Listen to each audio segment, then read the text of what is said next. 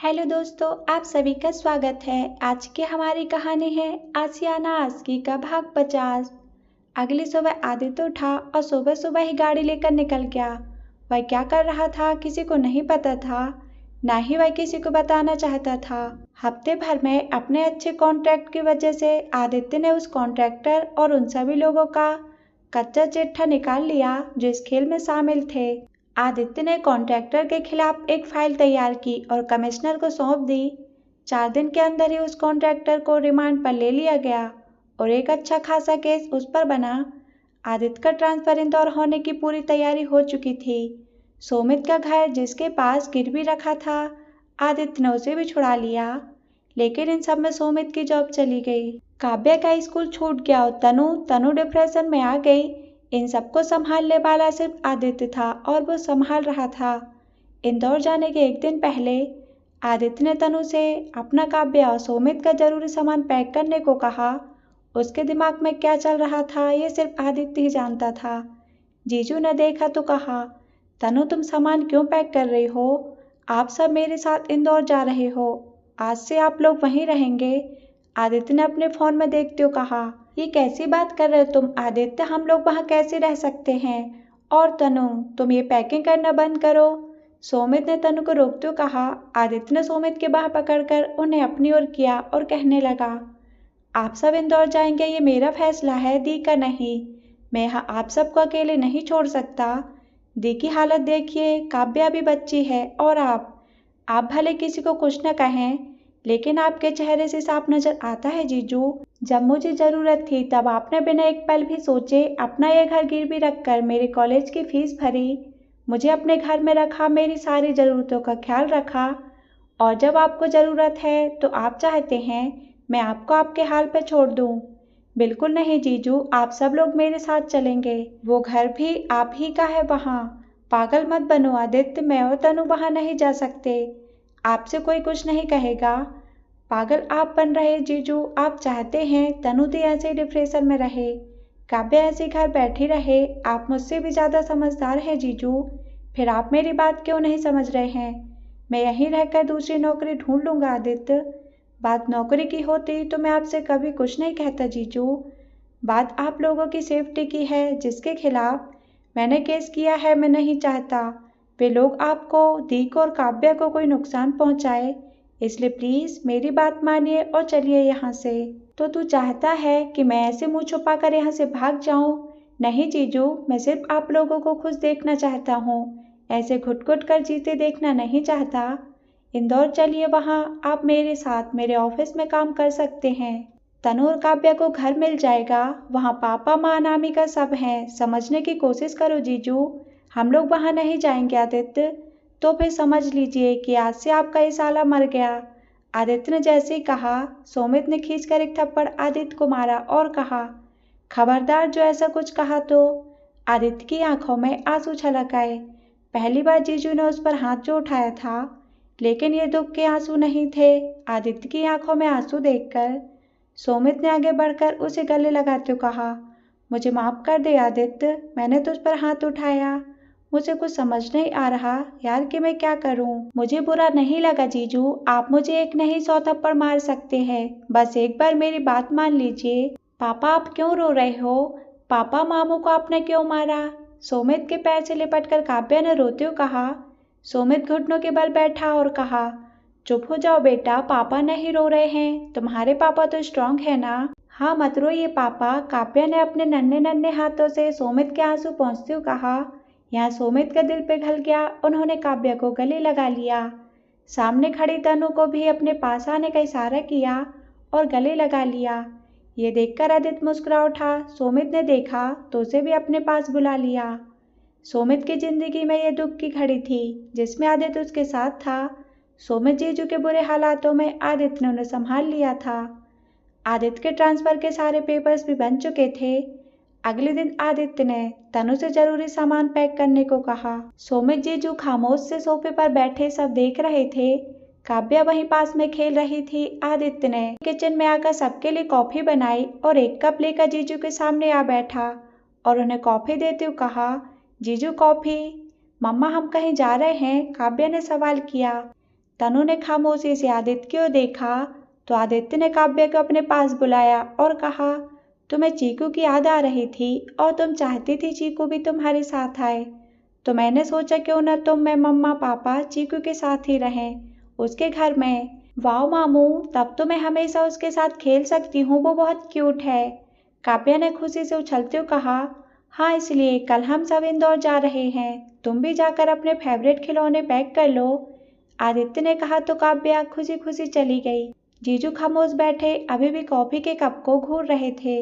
आदित्य ने देखा तो उनके हाथ पर अपना हाथ रखकर कहा, जीजू ज़्यादा मत सोचिए, सब ठीक हो जाएगा। मैं यहाँ से क्यों जा रहा हूँ, किसी ने पूछा तो क्या जवाब दूंगा मैं। आपको किसी से कुछ कहने की जरूरत नहीं है जीजू, मैं सब संभाल लूंगा। मेरे लिए किस किस को जवाब दोगे आदित्य? जीजू, मेरे बुरे वक्त में आपने मेरा साथ दिया, आपने जो किया उसे मैं जिंदगी भर नहीं भूल सकता। तो क्या आज आपके लिए मैं इतना सा नहीं कर सकता? मुझ पर भरोसा रखिए जीजू, आदित्य ने कहा। तो सोमित को थोड़ी हिम्मत मिली और उन्होंने कहा, तू मेरे पिछले जन्म का बेटा है जो इस जन्म में अपने फर्ज निभा रहा है। जीजू, जिम्मेदारी निभाने के लिए रिश्तों का होना जरूरी नहीं है, अनामिका ने सिखाया ना ये सब। जीजू ने आदित्य की ओर देखकर पूछा, हाँ जब से वो मेरी जिंदगी में आई है सब बदलने लगा है जीजू। कल शाम के बाद एक बार भी उसे फोन किया? जीजू ने कहा तो आदित्य को याद आया कि उसे आज अमायरा वाली मीटिंग के लिए भी जाना था। वह उठा और कहा, मैं कैसे भूल गया, आज मेरी एक बहुत इम्पोर्टेंट मीटिंग थी। जीजू आप कॉफ़ी पियो, मैं नहाने जाता हूँ। आदित्य जल्दी से कमरे में आया, बैग में कपड़े निकाले और नहाने चला गया। नहाकर आदित्य जल्दी जल्दी तैयार हुआ और फिर अपना लैपटॉप और अमायरा प्रोजेक्ट वाली फाइल उठाकर निकल गया। चलते हुए उसने अनामिका को फ़ोन लगाया।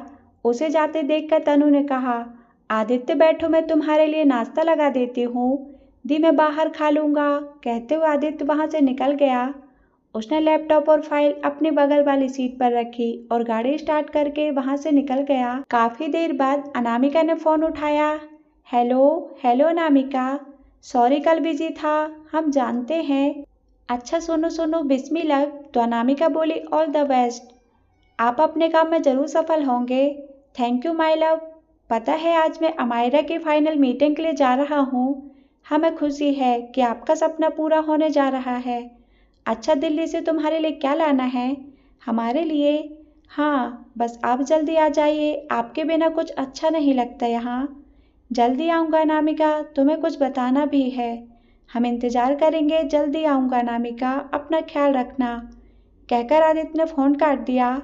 सामने ही कुछ दूरी पर होटल था जिसमें मीटिंग थी। आदित्य गाड़ी लेकर अंदर चला आया। उसने गाड़ी पार्किंग में लगाई और लैपटॉप फाइल लेकर चल पड़ा।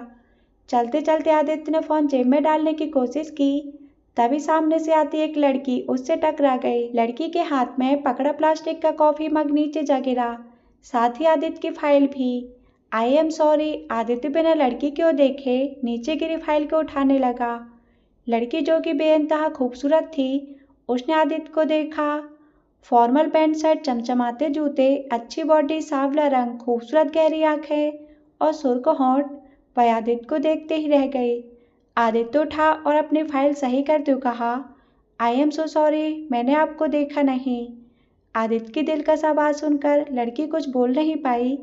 आदित्य आगे बढ़ गया। लड़की उसे जाते हुए देखती रही। कुछ देर बाद उस लड़की की कुछ दोस्त आई और कहा, हे निहारिका, यहाँ क्यों खड़ी हो, चलो ना, देर हो जाएगी। कौन था वो लड़का जिसने निहारिका को नहीं देखा? ओ कम ऑन नेहो, कोई लड़का तुम्हें इग्नोर कर दे, ऐसा हो ही नहीं सकता। You are the beauty queen my darling, Niharika की दोस्त ऐना ने कहा। या कम ऑन लेट्स गो। कहते हुए निहारिका ने चश्मा लगाया और अपने दोस्तों के साथ चली गई। निहारिका सिन्हा दिल्ली में रहने वाले एक बड़े बिजनेसमैन की इकलौती बेटी, खूबसूरत इतनी कि कोई एक बार देख ले तो उसका दीवाना हो जाए।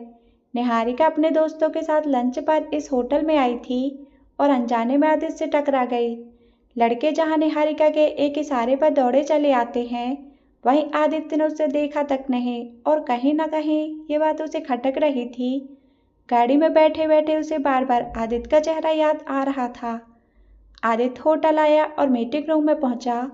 आदित्य के अलावा वहां 5 लोग और थे जो इस मीटिंग के लिए आए थे।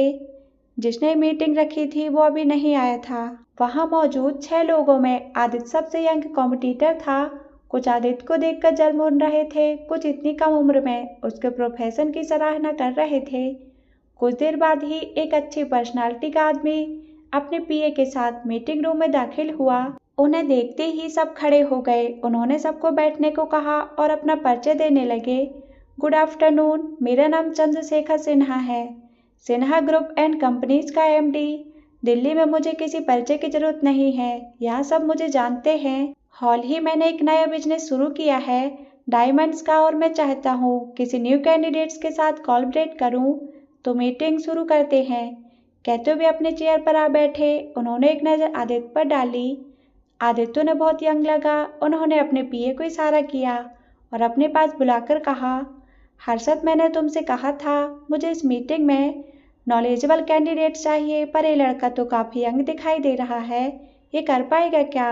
सर, ये आदित्य व्यास हैं, दिल्ली के जाने माने क्रिमिनल लॉयर। सुप्रीम कोर्ट के जज साहब ने इनका नाम रिकमेंडेड किया था। ओके फाइन, सिन्हा साहब ने कहा। तो हर्षद मीटिंग रूम से बाहर चला गया। मीटिंग शुरू हुई लगभग 1 घंटे की। प्रेजेंटेशन के बाद सबसे आखिर में आदित्य का नंबर आया। जब उसने अपने ब्रांड अमायरा को लेकर प्रेजेंटेशन दी तो सब देखते ही रह गए। एक एक चीज आदित्य ने बहुत ही क्लियर तरीके से समझाई और उसका बनाया हुआ डिजाइन भी सबको पसंद आया। आदित्य का काम देखकर सिन्हा साहब भी उससे खासा इम्प्रेस हुए। उसकी रजामंदी के बाद टेंडर आदित्य को ही मिला। आदित्य को बहुत खुशी हुई।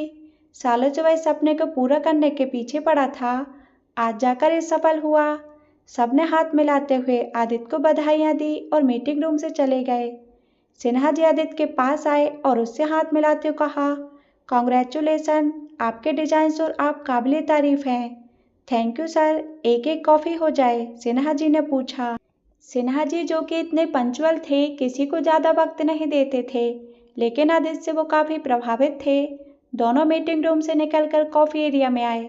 सिन्हा जी ने 2 कॉफ़ी ऑर्डर की। अगली कुछ ही देर में कॉफ़ी उनके सामने थी। उन्होंने एक कप खुद उठाया और दूसरा आदित्य से कहा। थैंक यू कहते हुए आदित्य ने कॉफ़ी उठाई और पीने लगा। सो मिस्टर व्यास, आपकी प्रेजेंटेशन काफ़ी अच्छी थी। आई एम इम्प्रेस्ड, बस एक डाउट है। वो क्या सर? मेरे पीए ने बताया है कि आप एक क्रिमिनल लॉयर हैं, फिर ये अचानक से बिजनेस में इंटरेस्ट क्यों? आदित्य हल्का सा मुस्कुराया और कहा, एक्चुअली सर, अमायरा मेरे पापा का सपना है। अपने काम और जिम्मेदारियों के चलते वो शायद इसे भूल भी चुके हैं, लेकिन पिछले कई सालों से मैं इस प्रोजेक्ट को देख रहा था।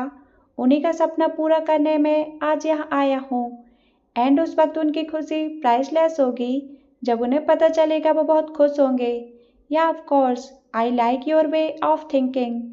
आजकल इंसान इतना सेल्फिश हो चुका है कि सिर्फ अपने बारे में सोचता है। वही तुम अपने पापा का सपना पूरा कर रहे हो। I like this. Thank you sir. इस जिंदगी में आज मैं जो कुछ भी हूँ उन्हीं के प्यार और सपोर्ट की वजह से हूँ। उनके सपनों को पूरा करना मेरी रिस्पॉन्सिबिलिटी है, आदित्य ने सहजता से कहा, जिससे मिस्टर सिन्हा काफी इम्प्रेस हुए। मिस्टर सिन्हा ने आदित्य से कुछ देर बात की और कॉफी खत्म करके उठते हुए कहा, okay mister Vyas, I think अब मुझे चलना चाहिए। अपना विजिटिंग कार्ड आदित्य की ओर बढ़ाते हुए, ये मेरा कार्ड है, आप जब भी जरूरत हो फोन कर सकते हैं। आपसे मिलकर अच्छा लगा। Me too sir, and thank you so much for this opportunity. Aditya ने गर्मजोशी से सिन्हा जी से हाथ मिलाते हुए कहा। मिस्टर चंद्रशेखर अपने पीए के साथ वहां से निकल गए। आदित्य बहुत खुश था। अमायरा के लिए उसे डायमंड मर्चेंट मिल चुका था। मिस्टर सिन्हा डायमंड्स का बिजनेस करते थे। उन्हें डायमंड्स को खरीदकर उन्हें ज्वेलरी के रूप में आदित्य नया बिजनेस शुरू करने वाला था। यह उसके पापा का सपना था, जो आदित्य और आकाश ने मिलकर पूरा किया। दोनों ने ज्वेलरी के इस ब्रांड का नाम अमायरा रखा था। आदित्य ने अपनी फाइल और लैपटॉप उठाया और खुशी खुशी होटल से बाहर निकल गया। अनामिका का उसकी ज़िंदगी में आना उसकी ज़िंदगी का सबसे बड़ा टर्निंग पॉइंट था, और जब से अनामिका से शादी हुई उसकी ज़िंदगी में सब अच्छा चल रहा है। आदित्य ने पार्किंग से गाड़ी निकाली और घर की ओर निकल गया। आदित्य घर पहुंचा तब तक तनुषा भी जरूरी सामान पैक कर चुकी थी। आदित्य ने सारे बैग्स डिग्गी में रखे और कुछ आगे सीट पर रख दिए। सुमित का मन नहीं था दिल्ली छोड़ने का, लेकिन मजबूरी में उन्हें जाना पड़ रहा था।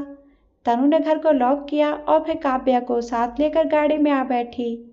काव्या तो चीकू के पास जाने के नाम से ही खुश थी। आदित्य ड्राइवर सीट पर आकर बैठा। सुमित गाड़ी के बाहर खड़ा बुझी नजरों से चारों ओर देख रहा था।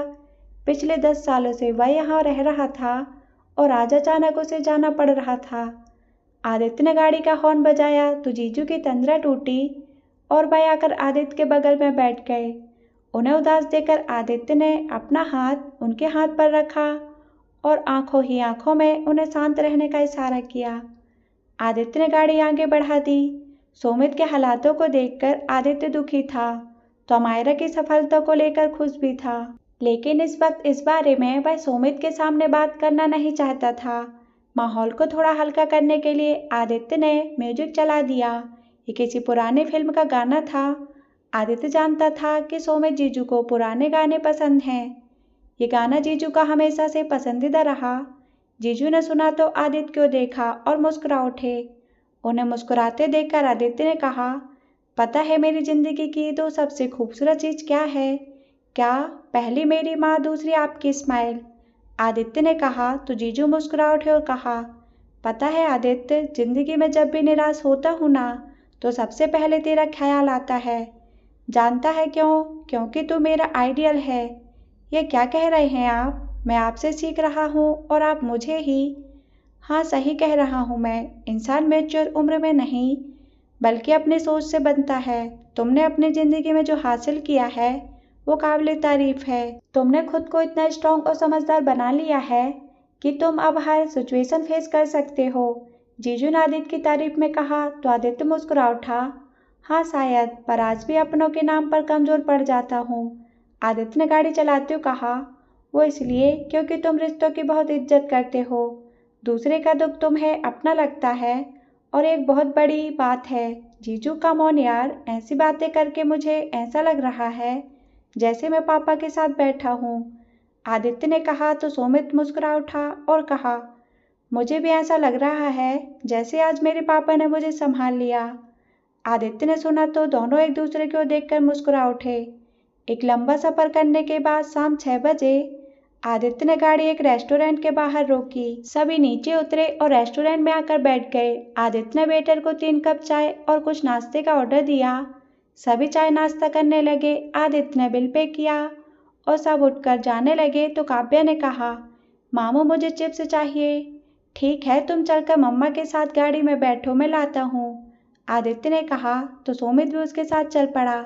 आदित्य ने काव्या के लिए एक चिप्स का पैकेट खरीदा और पैसे देकर गाड़ी की ओर चल पड़ा। चलते हुए जीजू ने कहा, आदित्य दिल्ली जाकर मैं करूँगा क्या? मेरे पास तो कोई जॉब भी नहीं है। चलते चलते आदित्य रुका। सुमित की बात सुनकर उसके दिमाग में एक बात तुरंत आई और उसने चिप्स का पैकेट उन्हें देकर कहा, जीजू आप चलो, मैं अभी आता हूँ। तू कहाँ जा रहा है?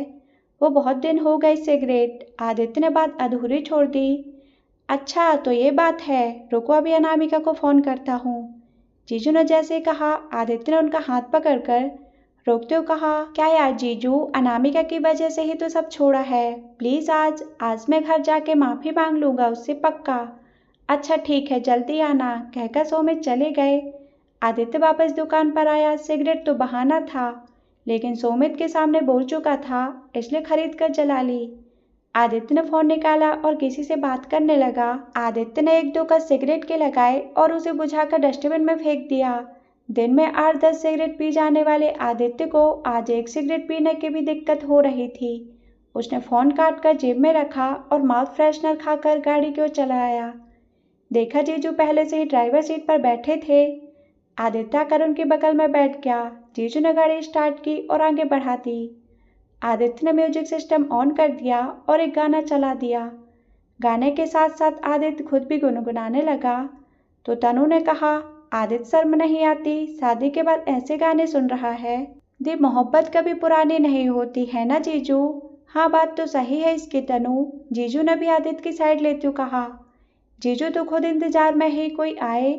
आदित्य ने जीजू को फंसाते हुए कहा, सच में सुमित? अरे नहीं नहीं, मजाक कर रहा है साले साहब, मरवाओगे क्या? जीजू ने एक दिन बताया था मुझे कि इनकी पहली और आखिरी मोहब्बत आप ही हैं। आदित्य ने तनु की ओर पलट कर कहा तो तनु मुस्कुरा उठी। लेकिन अगले ही पल आदित्य ने दबे स्वर में जीजू से कहा, बाकी दूसरी तीसरी को उन्होंने अलग से मेंटेन कर रखा है। चुप हो जा, हाथ जोड़ता हूँ तेरे, जीजू ने भी धीमे स्वर में कहा।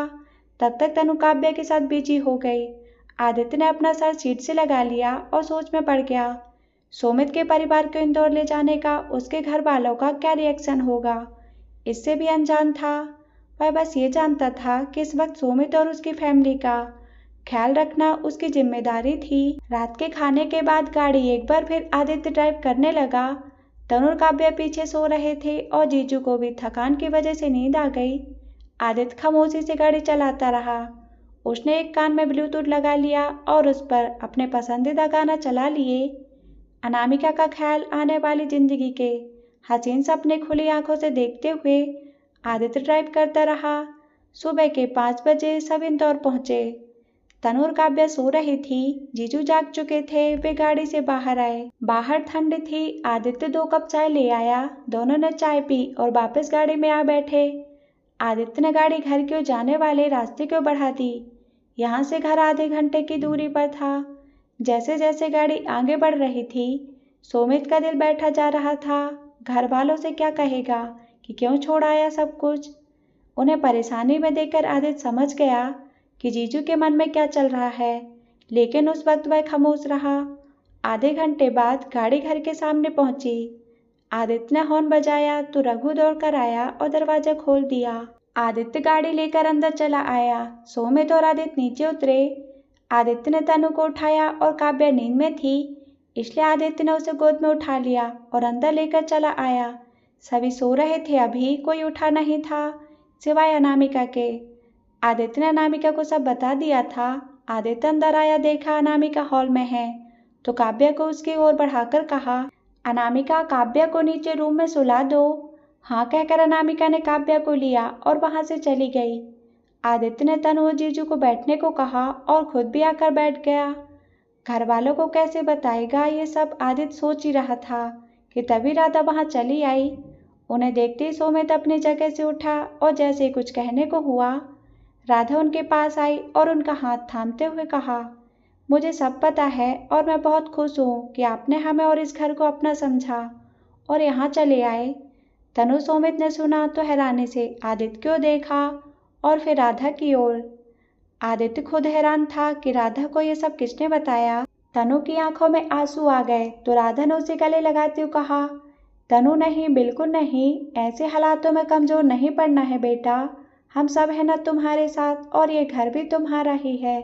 चुप हो जाओ। तनु ने अपने आंसू पोंछे और कहा, कुछ समझ नहीं आ रहा है मौसी, ये सब कैसे हो गया। परेशान मत हो, हम सब है ना यहाँ। राधा ने प्यार से तनु के चेहरे को अपने हाथों में लेकर कहा। आदित्य सुमित तो तनु के साथ कमरे की ओर बढ़ गया। अनामिका राधा के साथ किचन में चली आई और चाय बनाने लगी। सुमित जी कितने परेशान हैं, अच्छा हुआ आदित्य उन्हें अपने साथ ले आया। माँ आप चिंता मत कीजिए, सब ठीक हो जाएगा। बस पापा, जीजा जी और दी को यहाँ रहने की इजाज़त दे दें। अनामिका ने कहा तो राधा बोली, उनसे मैं बात कर लूँगी।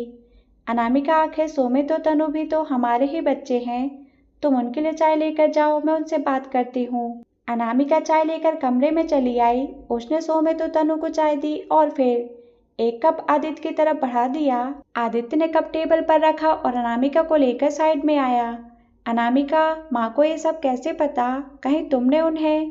आदित्य जी, हमने सिर्फ माँ को बताया है, वो भी सिर्फ ये कि किसी वजह से सुमित जीजू को अपनी जॉब छोड़नी पड़ी और दिल्ली में रह पाना मुश्किल था, इसलिए आप उन्हें ले आए। ये तुमने ठीक किया, घर में किसी को पता नहीं चलना चाहिए दिल्ली में क्या हुआ। आदित्य ने अनामिका की आंखों में देखते हुए कहा तो अनामिका ने पलकें झपकाकर सहमति दे दी। अनामिका सुमित तो तनु के पास चली आई। आदित्य भी आकर चाय पीने लगा और अनामिका से कहा, अरे वाह, आज मुझे भी मीठी चाय मिली है। जीजू आप टेंशन मत लीजिए, सब ठीक हो जाएगा। अनामिका ने बड़े प्यार से सुमित को देखकर कहा तो सुमित ने मुस्कुराते हुए अनामिका के सर पर हाथ रख दिया। अनामिका में हमेशा वो अपनी बेटी को देखते थे और अनामिका को भी उसका सर पर हाथ रखना बहुत अच्छा लगता था। जीजू दी, अब आप दोनों अपने घर में हैं और आपको टेंशन लेने की बिल्कुल ज़रूरत नहीं है। जैसे पहले रहते थे वैसे ही हंसते मुस्कुराते हुए अब रहना है। आदित्य ने कहा तो अनामिका ने भी उसकी हाँ में हाँ मिलाते हुए कहा, हाँ दी, आदित्य जी सही कह रहे हैं। ऐसे टेंशन में रहेंगे आप लोग तो बाकी घर वालों को शक हो जाएगा। प्लीज आप दोनों ऐसे अच्छे नहीं लगते। हाँ, इस लड़के ने तुम्हें भी अपने जैसे बना लिया है ना, तनुदी ने कहा तो अनामिका आदित्य को देखने लगी और फिर कहा, हम दोनों एक ही हैं दी, हमारी सोच भला अलग कैसे हो सकती है। अनामिका, दियो जीजू दिल्ली से आए हैं, तुम्हें नहीं लगता इन्हें आराम करने देना चाहिए? आदित्य ने कहा तो अनामिका उठते हुए कहा, अरे हाँ, हम तो भूल ही गए थे। दी जीजू आप आराम कीजिए। फिर अनामिका कमरे से बाहर चली गई। आदित्य ने तनु और दी को बेफिक्र रहने को कहा और फिर खुद भी दरवाजा बंद कर बाहर चला आया। दादू और दादी उठ चुके थे और दोनों सैर के लिए जा रहे थे। जब आदित्य पर नजर पड़ी तो दादू ने कहा, आदित्य तू कब आया? अभी थोड़ी देर पहले ही आया हूँ दादू। दादू बोले, अच्छा चलो फिर सैर पर चलते हैं। बच्चा भी अभी आया है, तू जा बेटा, जाकर आराम कर। दादी माँ ने कहा तो आदित्य ऊपर अपने कमरे में चला गया। आदित्य कमरे में आया, देखा अनामिका खिड़की से पर्दे हटा रही है। आदित्य उसके पीछे आया और खिड़की के पर्दे वापस लगा दिया।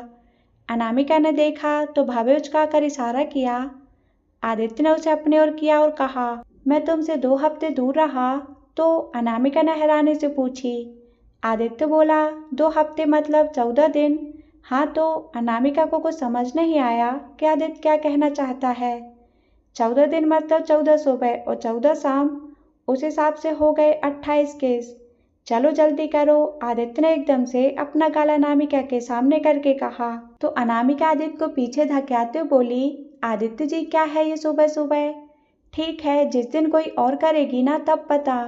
आदित्य ने बात पूरी ही नहीं की, अनामिका ने आकर उसके होठों पर अपना हाथ रख दिया और कहा, ऐसी बातें की ना तो। आदित्य ने देखा अनामिका की आंखों में उसे लेकर बेचैनी साफ नजर आ रही थी। आदित्य ने कुछ नहीं कहा, बस अपना गाल आगे कर दिया। अनामिका ने उसके गाल पर किस किया तो आदित्य ने दूसरा गाल आगे कर दिया। एक एक करके उसने 28 बार अपने दोनों गालों को अनामिका के आगे किया। 15 तक पहुंचते पहुंचते अनामिका भी आदित्य की इस हरकत पर मुस्कुराने लगी। जब 28 किस पूरे हो गए तो आदित्य ने अनामिका को अपने सीने से लगाकर एक ठंडी आह भरते हुए कहा, पूरे 2 हफ्ते बाद तुम्हें गले लगा रहा हूँ। तुम्हारा होना क्या है ये तुमसे दूर रहने पर पता चलता है। बस अब कहीं नहीं जाना है तुम्हें छोड़कर। तो अनामिका ने आदित्य को देखकर कहा, पक्का ना? हाँ पक्का। आदित्य ने प्यार से अनामिका के चेहरे को अपने हाथों में लेकर कहा और फिर उसके माथे को चूम लिया। उस छुअन से अनामिका की पलकें कुछ पलों के लिए बंद हो गई। अनामिका ने अपनी आंखें खोली तो पाया आदित्य एकटक बस उसे देखे जा रहा है। अनामिका ने इस बार आदित्य के कहे बिना ही उसके गाल पर किस किया और जाने लगी तो आदित्य ने उसका हाथ पकड़कर उसे रोकते हुए कहा, अनामिका थोड़ी देर बैठो ना, तुमसे कुछ बात करनी है। अनामिका बिस्तर पर आ बैठी। आदित्य भी उसके बगल में आ बैठा और उसका हाथ अपने हाथों में लेकर कहने लगा, थैंक यू सो मच, तुम नहीं होती तो मैं इस प्रॉब्लम को हैंडल नहीं कर पाता अनामिका। जीजू के साथ जो हुआ वो मुझसे बिल्कुल बर्दाश्त नहीं हुआ और मैं उन्हें अपने साथ ले आया हमेशा के लिए। मैंने ठीक किया ना अनामिका? कहते हुए आदित्य ने अनामिका को देखा तो अनामिका ने कहा, आप कभी कुछ गलत कर ही नहीं सकते आदित्य जी, हमें आप पर पूरा विश्वास है। एक बात और बतानी है तुम्हें।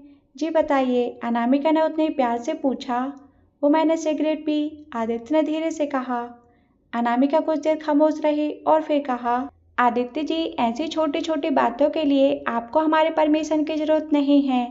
आपका जो दिल करे आप कर सकते हैं, बस इतना ध्यान रखें कि उससे आपको या आपकी वजह से दूसरों को कोई नुकसान ना हो। सॉरी, आदित्य ने कहा तो अनामिका मुस्कुरा दी और कहा, वैसे आप जैसे सड़ू इंसान से सॉरी सुनने में मजा आता है हमें। अच्छा? हाँ, अनामिका ने शरारत से अपनी गर्दन हिलाई और वहां से भाग गई।